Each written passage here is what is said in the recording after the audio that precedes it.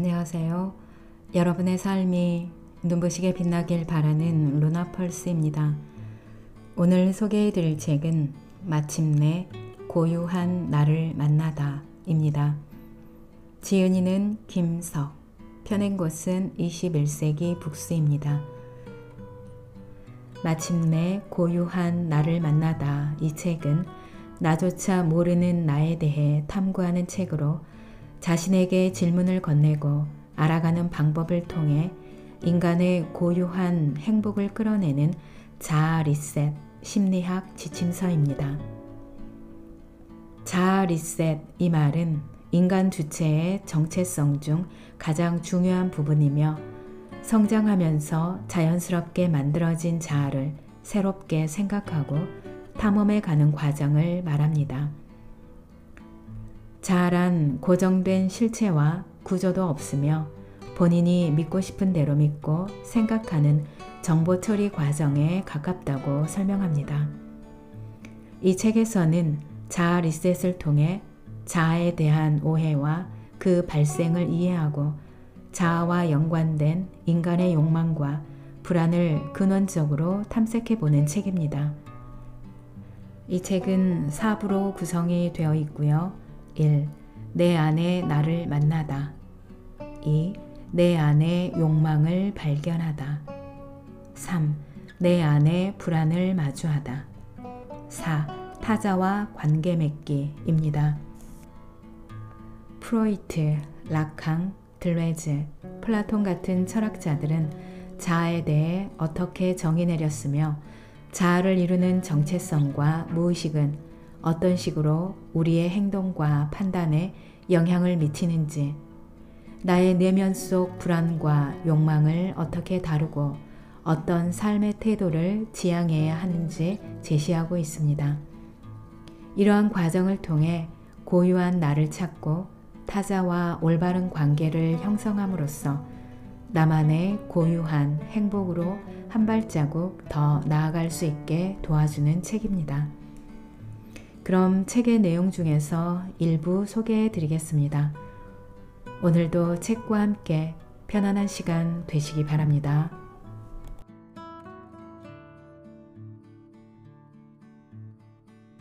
무의식의 주체는 누구인가? 내가 모르는 나. 내가 나를 아는 일은 왜 이렇게 어려울까? 우리는 자기 자신을 안다고 착각하며 살고 있다. 그러나 자아를 정확히 알고 있지 않다면 그것은 나의 일부분만 알고 있는 것과 같다.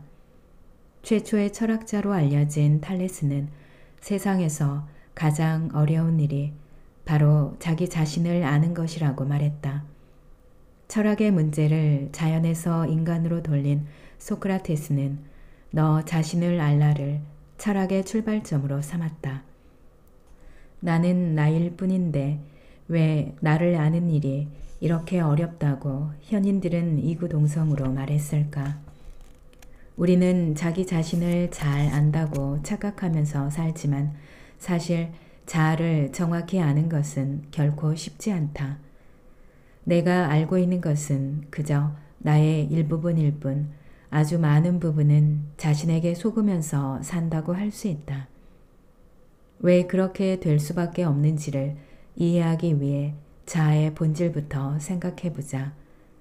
흔히 자아는 독립된 나의 실체라고 생각하지만 사실 자아는 관계의 산물이다.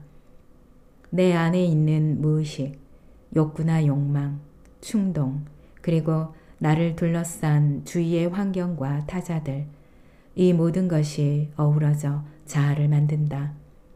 나에 대해 안다는 것은 결국 이런 관계에 대해 인식하고 그 관계를 내 정체성의 중요한 부분으로 수용하는 것이다. 일부의 제목처럼 내 안에 나를 만나다는 도대체 무슨 뜻일까?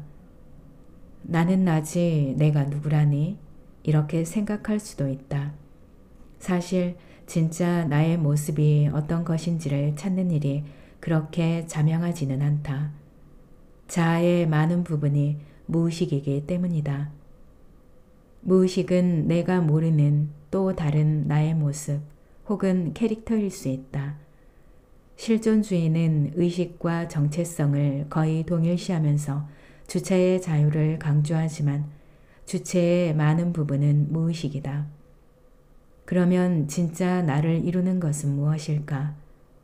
혹시 내가 알고 있는 나의 모습이 잘못되었거나 기만적이지는 않을까? 불교에서는 수행의 한 방법으로 참된 나를 찾는 진여를 강조한다. 이것을 정신분석의 관점에서 보면 무의식, 즉 내가 모르는 또 다른 나의 모습으로 생각해 볼 수 있다. 무의식을 모르는 자는 자기 삶의 주인이 아니다. 내가 나도 모를 수 있다는 문제의식을 보여주는 괴테의 희곡, 파우스트의 한 대목이다. 나 자신이 내 삶의 주인인 것 같지만 나의 무의식을 모른다면 그건 나의 전부를 아는 게 아니다. 무의식에 대해서는 상당히 많은 연구들이 이루어져 왔고 특히 최근에는 뇌과학 분야에서 무의식에 대한 실증적인 연구가 활발하게 이루어지고 있다. 독일의 생리학자 카를 구스타프 카루스는 의식의 본질은 무의식 속에서 찾을 수 있다고 말하고 철학자 쇼펜하우어는 인간은 자신이 알 수 없는 힘에 의해 추동된다고 말한다. 무언가 나를 움직이지만 그 힘의 정체에 대해서는 알기 어렵다는 것이다.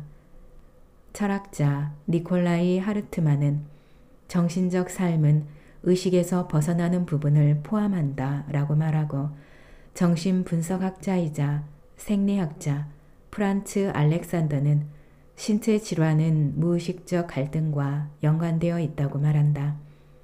내 몸의 어떤 증상이나 고통이 무의식적 갈등과 연관되어 있다는 것이다. 그리고 프로이트는 무의식에 대해 자아는 자기 지배의 주인이 아니다 라고 정의한다. 내가 나의 삶의 주인인 것 같지만 내가 모르는 부분이 나를 움직일 수도 있다는 것이다. 이렇게 무의식이란 내가 알 수 없는 혹은 접근이 불가능한 모습으로 생각할 수 있다. 그런데 여기서 주의해야 할 것이 있다. 무의식이라고 하면 얼핏 로버트 루이스 스티븐슨의 유명한 소설 지킬 박사와 하이드 씨처럼 인간 안에 존재하는 악이나 내가 몰랐던 깜짝 놀랄 만한 캐릭터 등을 떠올릴 수 있다. 하지만 무의식은 그런 것이 아니다. 무의식은 항상 나의 모습으로 내재하고 있는 의식의 일부분이지 제2의 인격처럼 어딘가 숨어 있다가 갑자기 자신을 드러내는 것이 아니며 늑대인간처럼 어느 순간에만 나타나는 것도 아니다. 무의식은 이렇게 저렇게 드러나면서 우리 정체성의 핵을 이루는데 자아에서 무의식에 대해 아는 것이 중요한 이유도 그 때문이다. 나의 일상을 지배하는 또 다른 나. 우리는 일상에서 아주 많이 무의식을 경험한다. 무의식은 어떤 식으로 우리에게 모습을 드러낼까? 첫 번째, 비합리성의 어떤 특징들은 인간이 무의식의 지배를 받는다는 것을 보여준다. 우리는 스스로를 이성적 존재라고 믿는다. 그래서 외부에 대해 또는 어떤 일에 대해 항상 설명하고 판단하려 한다. 나름의 논리성이나 규칙성을 찾지만 어떤 판단을 내리는 순간 결정적으로 비합리적인 모습을 보일 때가 많다. 나는 분명히 올바른 판단을 내렸다고 착각하는 것이다. 착각과 관련해 인지심리학자들이 말하는 고정관념, 선입견, 편견 등은 의식이 포괄할 수 있는 범위가 지극히 제한적이라는 점을 역설적으로 보여준다. 무의식은 우리가 모르는 뇌의 자율적 작용이다. 사람들은 일상 속에서 흔히 데자뷰, 기시감을 경험하곤 한다. 어느 장소에 갔을 때 마치 와본 것 같은 느낌이 드는데 기억이 나지 않을 때가 있다. 무의식적으로 내가 무언가를 아는 것 같지만 그게 무엇인지 모르겠는 이런 경험은 의식의 또 다른 측면인 무의식을 생각하게 한다. 두 번째, 인지의 특징, 즉 어떤 것을 이해하고 판단하면서 행동의 방향을 결정하는 심적 구조인 프레임 또한 무의식의 지배를 받는다. 프레임은 아이디어와 개념을 구조화하고 사유의 방식도 결정한다. 틀을 뜻하는 이 개념은 언어학자 조지 레이코프가 사용한 용어로 우리의 사고와 개념이 무의식에 의해 구조화된다는 뜻이다. 예를 들어 노동시장 유연화와 해고의 자유라는 표현이 있다고 해보자. 사실 이 두 가지 표현은 같은 내용을 담고 있다.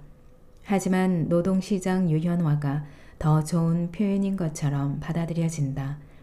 이처럼 어떤 개념으로 상황을 설명하느냐에 따라 동일한 것이 긍정적으로 느껴질 수도 있고 부정적으로 느껴질 수도 있는데 우리는 그것을 잘 인식하지 못하고 설득되는 경우가 많다. 프레임은 우리의 판단이 무의식과 연관되어 있다는 것을 보여주는 예다.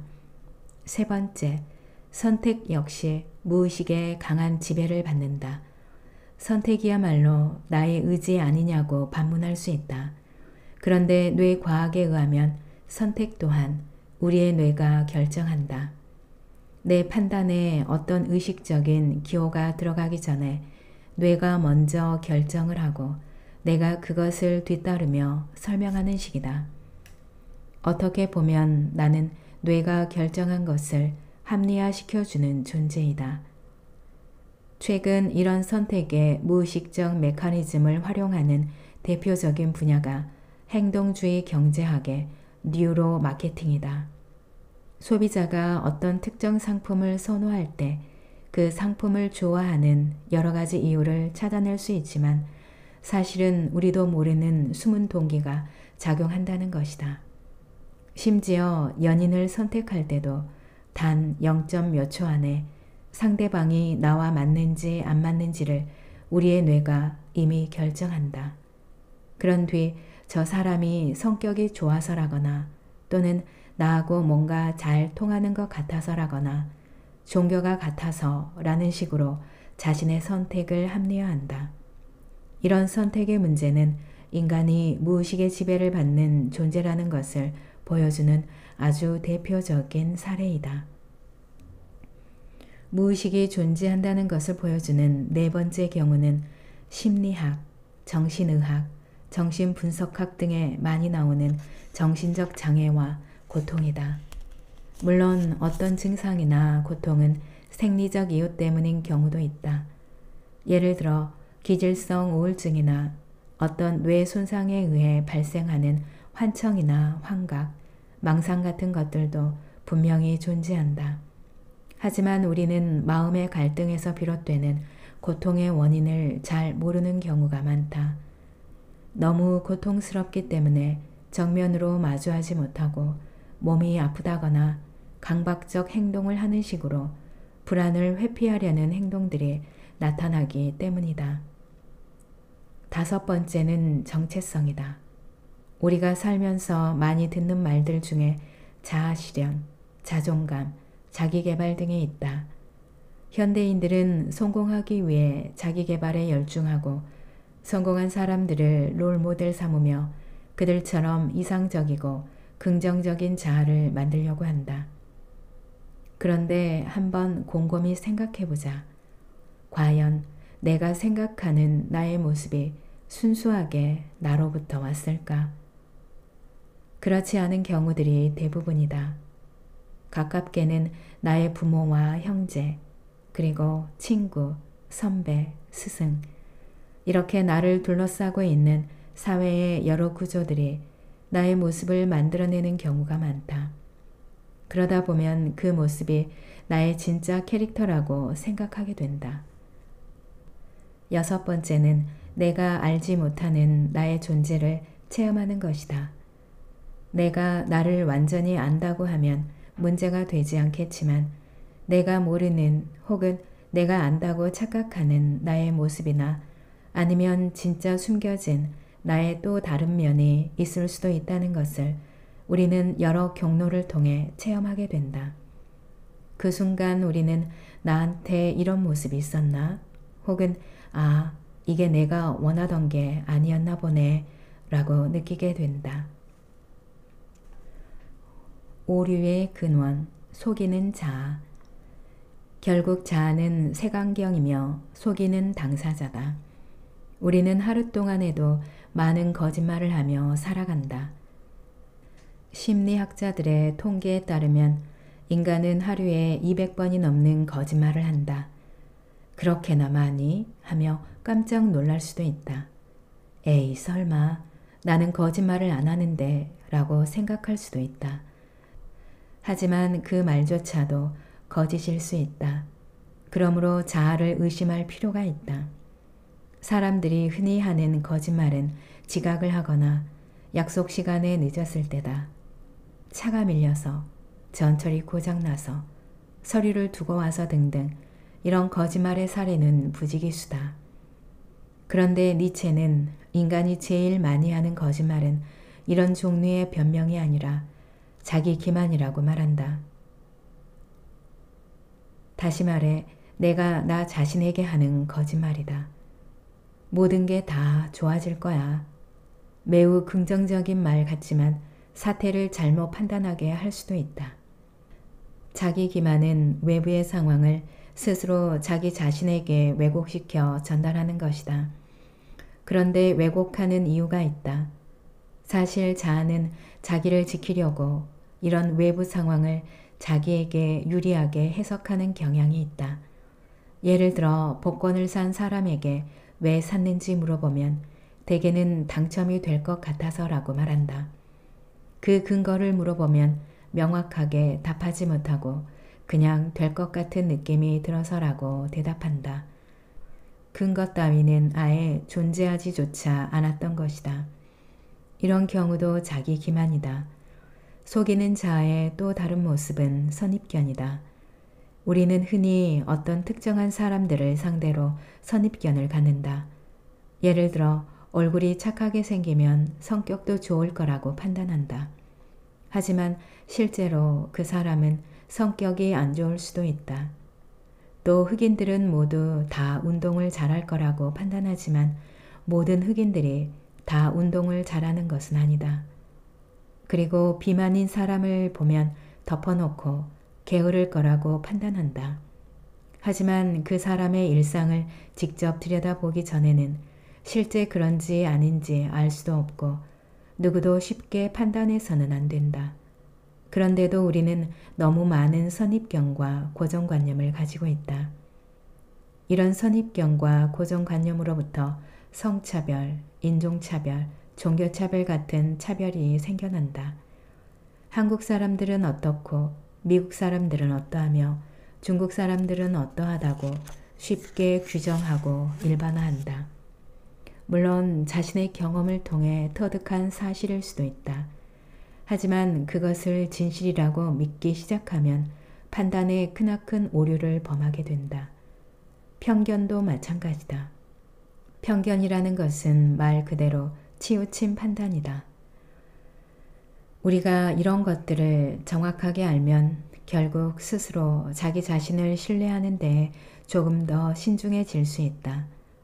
하지만 이런 이해 없이 내가 믿고 경험하고 확신하는 것이 모두 진실이라고 생각한다면 자기 중심성에서 벗어나지 못한다. 그래서 소크라테스는 가장 알기 어려운 것이 나 자신이라고 주장하면서 철학의 출발점으로 너 자신을 알라고 이야기한 것이다. 세상에 대해 질문을 던지기 전에 늘 질문하는 자기 자신을 의심할 필요가 있다. 순수 욕망은 어디로부터 오는가? 욕구가 되어버린 욕망. 무엇을 갖고자 하는 마음은 사실 욕망이 아니다. 왜냐하면 이런 집착이나 탐심은 어떤 대상에 매달리는 것이다. 그 대상이 돈이 되었건, 명예가 되었건, 사랑이 되었건, 인정이 되었건, 이런 집착들은 내가 얻고자 하는 소유와 관계가 있기 때문이다. 그런데 실제 욕망은 이런 것이 아니라 일종의 의지이며 삶의 열정으로 정의되어야 한다. 이것이 순수 욕망의 바른 정의이며 대상에 집착하는 것은 욕구가 되어버린 욕망이거나 요구가 되어버린 욕망이다. 우리는 모두 순수한 욕망을 가질 필요가 있다. 그러나 그것은 욕망에 대해 종교적이고 엄격한 윤리적 태도를 가지라는 의미가 아니다. 대상에 대한 욕망은 욕망의 본질을 왜곡시킬 수 있기 때문이다. 러시아의 대문호 톨스토이의 단편소설 사람에게는 얼마만큼의 땅이 필요한가를 토대로 대상에 대한 욕망의 일을 한번 살펴보자. 소작농이었던 바흠은 땅을 경작해 근근히 살아가는 처지였다. 어느 날 도시에 사는 처제가 찾아와 언제까지 이렇게 농사나 지으며 돼지우리 같은 집에서 가난하게 살 거냐고 말한다. 그러자 바흠과 아내는 땅이 있으면 좀 더 풍족하게 살 수 있는데 땅이 없어서 그렇다며 땅만 있으면 우리는 악마도 무섭지 않다고 말한다.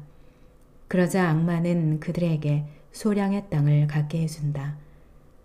바흠 부부는 만족하며 열심히 농사를 지었다. 하지만 시간이 지날수록 땅이 조금만 더 넓었으면 좋겠다는 생각이 들었다. 바흠 부부는 이웃 마을과 조합을 통해 조금 더 많은 땅을 얻어 열심히 농사를 지었다. 그러나 밀농사도 지어야 하고 가축도 키우려면 여전히 땅이 부족했다. 이전에 비해 땅은 많아졌으나 이상하게도 늘 땅이 부족하다는 느낌이 들었다. 이 모든 것이 악마의 계획이었다. 악마는 바흠에게 유혹적인 제안을 하기로 한다. 한 마을에 아주 비옥한 땅이 있었다. 그 마을의 촌장은 바흠에게 하루 종일 걸어서 출발 지점으로 다시 돌아오면 그 돌아다닌 만큼의 땅을 모두 주겠노라고 제안한다. 단 해가 떨어질 때까지 돌아오지 못하면 이 계약은 무효가 된다는 조건이었다. 바흠은 제안을 받아들였다. 바흠은 원하는 땅을 얻기 위해 출발했다. 처음에는 땅을 소유할 생각에 들떠서 신이 났지만 날이 덥고 힘이 들자 슬슬 지쳐갔다. 하지만 내가 밟은 땅이 모두 내 것이 된다고 생각하니 욕심이 생겼다. 이쯤에서 돌아가야 할 것 같은데 하는 생각이 들었지만 눈앞에 비옥한 땅이 보이면 저기까지만 더 가자 하며 조금 더 멀리 나아갔다. 그러다가 너무 멀리까지 가버린 바흠은 빨리 돌아가지 않으면 땅을 잃어버릴 것 같다는 생각이 들어 출발점을 향해 뛰기 시작했다. 저 멀리 자기가 출발했던 지점이 가까워지고 사람들이 빨리 돌아오라고 손짓하지만 바흠은 피를 흘리며 쓰러졌고 끝내 죽음을 맞이했다. 땅에 대한 욕심으로 무리한 나머지 목숨을 잃은 것이다. 사람들은 땅을 파 바흠을 묻어주었고 바흠은 결국 한 뼘 땅에 묻혔다. 사람들에게는 과연 얼마만큼의 땅이 필요한가? 결국 자기가 묻힐 땅만 있으면 되는데 인간에게는 땅이 필요하다는 욕심이 끊임없이 생겨난다. 처음부터 이런 욕심이 생기는 것은 아니다. 자기한테 얼마의 땅이 주어지자 만족하고 살다가 주변을 보면서 점점 더 많은 양의 땅을 원하게 된다. 이 이야기에서 보듯 인간의 욕구는 절대 끝이 없다. 하나가 충족되면 또 다른 욕구가 생겨나는데 이것은 쾌락과 집착의 형태로 인간을 소외시키는 거짓 욕망, 즉 욕구화된 욕망이다. 그러다 보면 어떤 것을 얻을수록 더 큰 것, 더 많은 것, 더 값진 것을 탐하게 된다. 오늘날 우리의 삶과 비교할 수 있다. 예전의 삶이 정말 어렵고 가난해서 생긴 빈곤이었다면 오늘날의 현대인들은 풍요 속에서의 빈곤을 겪는 삶이다. 실제로 아무것도 가지지 못해서가 아니라 다른 사람과 비교했을 때 부족하다고 느끼기 때문에 항상 나는 아무것도 없다고 생각한다. 욕망이 절대적 빈곤과 큰 상관이 없음을 쉽게 이해할 수 있다. 옷장을 열면 빽빽하게 옷이 걸려 있지만 우리는 항상 입을 옷이 없다고 투덜댄다. 유행이 지나갔거나 다른 사람은 가지고 있는데 나한테는 없는 게 많다고 생각하기 때문이다. 집착으로 발전하는 이런 욕구는 잘못된 욕망이다. 도덕적으로 문제가 있는 것이 아니라 자기 자신을 향유하지 못하게 만든다. 욕망을 누리고 욕망에서 만족을 얻는 것이 아니라 집착 자체가 또 다른 집착을 낳는 형태가 되는 것이다. 이것이 바로 욕구가 되어버린 욕망이다. 거울 이미지와 자아. 자아는 거울상이기도 하다. 거울을 들여다보면 거기에는 나의 모습이 비춰진다. 거울은 나의 모습을 지극히 객관적으로 비춰주는 것 같지만 나의 심리 상태에 따라 그리고 내가 가지고 있는 감정과 생각에 따라 나의 모습이 다르게 보인다. 왜냐하면 자아에는 실제 나의 어떤 주관적인 면으로 작용하는 주체적인 자아와 남들에게 보이고 남들에 의해 판단되는 객관적 자아가 있기 때문이다. 미국의 유명한 실험 철학자이자 심리학자인 윌리엄 제임스는 자아는 경험의 주체로서의 나와 경험의 객체로서의 나로 분할된다고 말한다. 의식과 무의식도 자아의 분할상을 잘 보여준다. 그런가 하면 이상적 자아와 현실 자아도 있다. 현실 자아는 어떻게 보면 지금의 나의 모습이다. 그리고 실제 나의 능력이나 적성, 또 내가 할 수 있는 어떤 주관적인 측면들이다. 반면 이상적 자아는 내가 닮고 싶어하고 목표로 삼는 것들, 그리고 내가 부러워하는 자아들이다. 그런데 누구를 막론하고 이 이상적 자아와 현실적 자아 사이에는 어느 정도 괴리가 존재한다. 문제는 이 괴리가 지나치게 심해지면 한 개인으로서 소외감을 느낄 수도 있고 점점 더 심해지면 과대망상증으로 발전할 수도 있다. 예를 들어 현실적으로는 전혀 그렇지 않은 사람인데 자기 스스로를 지나치게 높이 평가하면서 천재인 자신을 세상에 알아보지 못한다고 원망하는 경우다.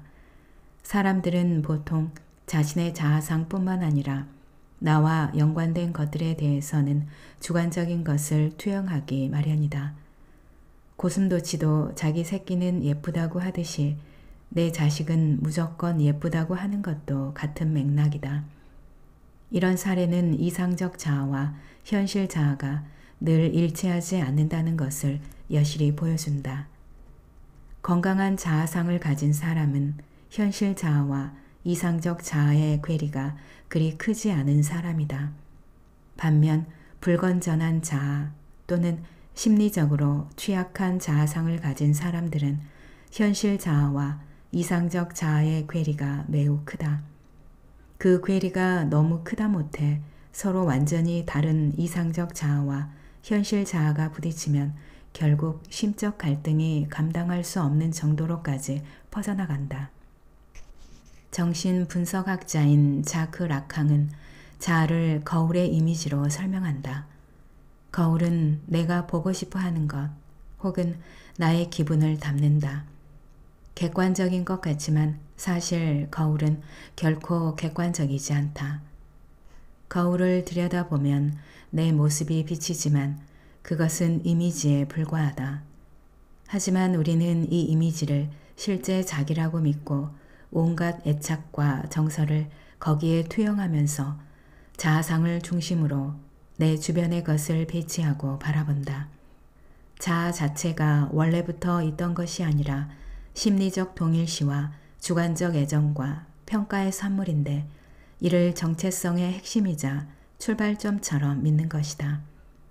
거울 이미지가 아닌 진정한 자신을 보아야 한다.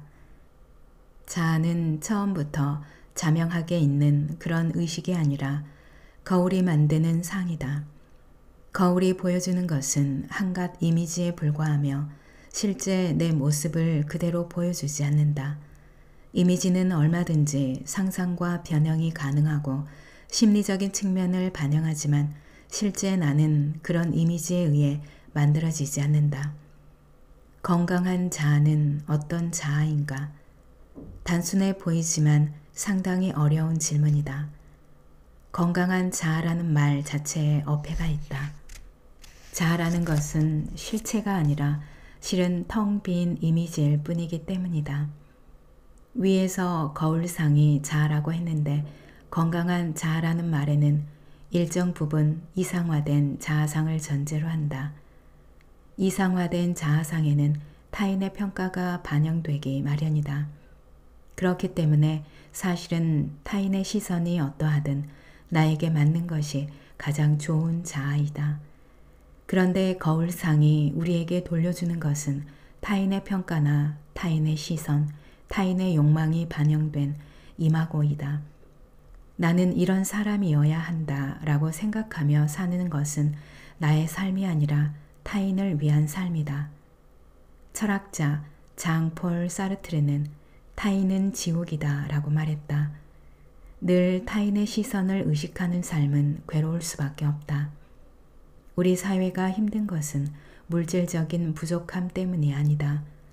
물질적 풍요는 상당히 많이 이루었지만 끊임없이 남과 나를 비교하다 보니 부족하다고 느끼는 것이다. 내가 가진 것도 충분히 넉넉하지만 나보다 더 많이 가진 사람을 보면 순간 상대적으로 박탈감에 바닥으로 내동댕이 쳐진 느낌이 든다. 자신을 돌아보고 목표에 견주어 비교하는 현상이 무조건 나쁜 것은 아니지만 나에게 맞는 나의 자아를 만들어야 한다는 이야기다.